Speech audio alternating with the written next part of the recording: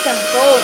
Una, nilagyan ko ng baking soda. Yung nakikita niyo mga puti-puti, baking soda. Ay, baking powder. Tama ba? Baking soda. Ito yung nilagay ko. Ito.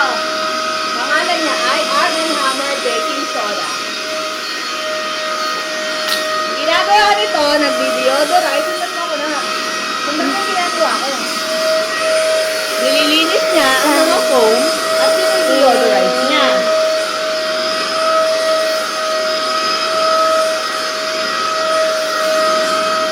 Uy!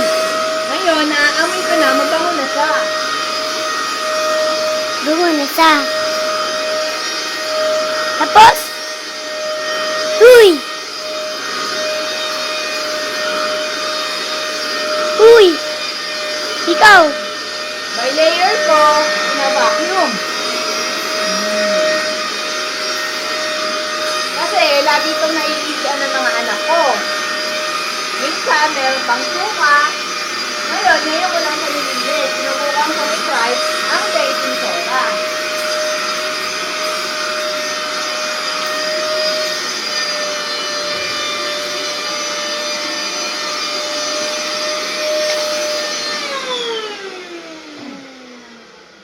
Stop muna natin dahil umiinit na ang vacuum.